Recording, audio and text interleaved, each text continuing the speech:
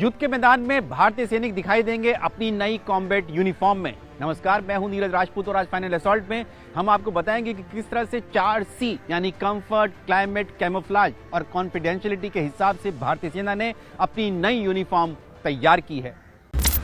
15 जनवरी यानी सेना दिवस के मौके पर भारतीय सैनिक पहली बार अपनी नई कॉम्बैट यूनिफॉर्म में दिखाई पड़े।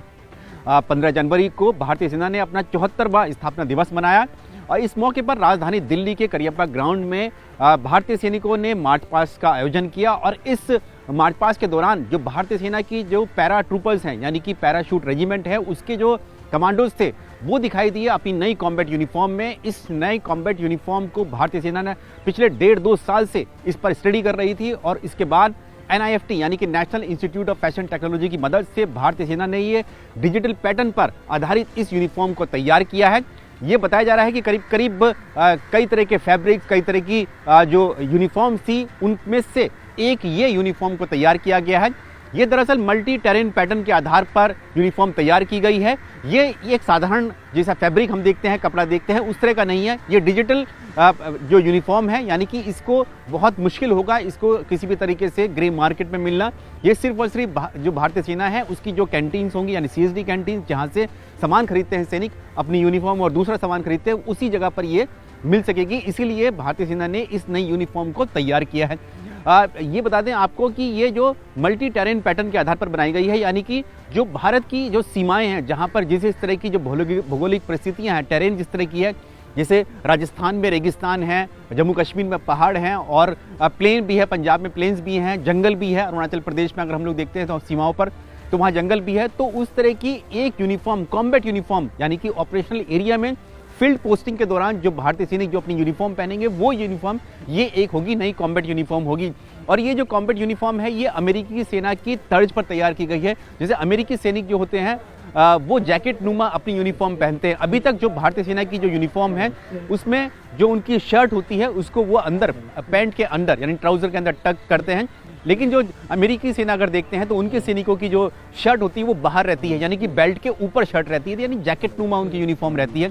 उस पर किसी तरह का कोई रैंक या बैच या फिर कोई मेडल नहीं होता है। उसी तरह की ये ऑपरेशनल एरिया की कॉम्बैट यूनिफॉर्म तैयार की गई है। इस पे जब ये सैनिक पहनेंगे तो उस पर किसी भी तरह का कोई यहाँ पर कोई बैच नहीं होगा, ना ही कोई उस पर कोई मेडल लगा होगा, सिर्फ और सिर्फ रैंक लगी हुई होगी, वो सामने लगी हुई होगी इस कॉम्बैट यूनिफॉर्म में। इसके अलावा जो नई कैप भी कॉम्बैट यूनिफॉर्म के लिए नई कैप भी आई है। जो अभी तक जो भारतीय सैनिक जो कैप इस्तेमाल करते हैं उससे ये बिल्कुल अलग ये कैप है।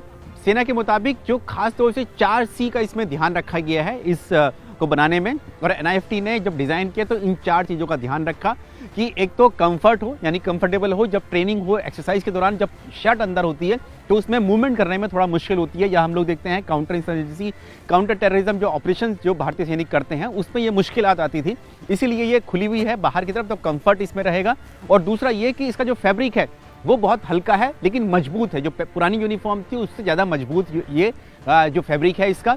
और इसमें जो सैनिक हैं वो काफ़ी आराम, जो सांस लेने में उनको ज़्यादा मुश्किल नहीं आएगी बहुत देर तक पहने रहने के बाद, या फिर अगर रेगिस्तान में पहनते हो तो पसीना उसमें थोड़ा कम आएगा, ये बताया गया है। और साथ ही गर्म भी ये यूनिफॉर्म रह सकती है, ये बताया गया है सेना की तरफ से।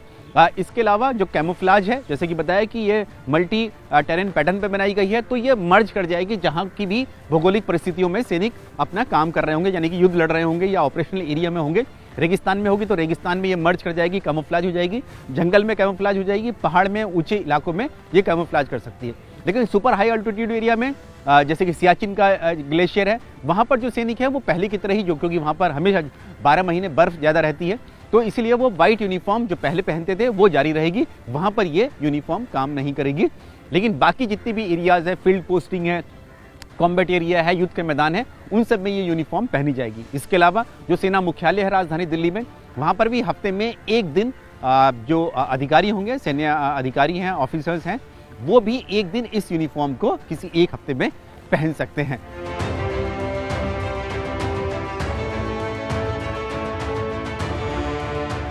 देश दुनिया की रक्षा सुरक्षा से जुड़ी हुई कोई भी जानकारी या सवाल आप मुझसे जानना चाहते हैं तो उसके लिए आपको क्या करना है, हमारे इस वीडियो यानी अनकट फाइनल असॉल्ट के कमेंट बॉक्स में जाकर अपना सवाल पूछना है। अगर ये सवाल और जानकारी देश की सुरक्षा से कॉम्प्रोमाइज नहीं करती है तो इसका जवाब मैं आपको जरूर दूंगा।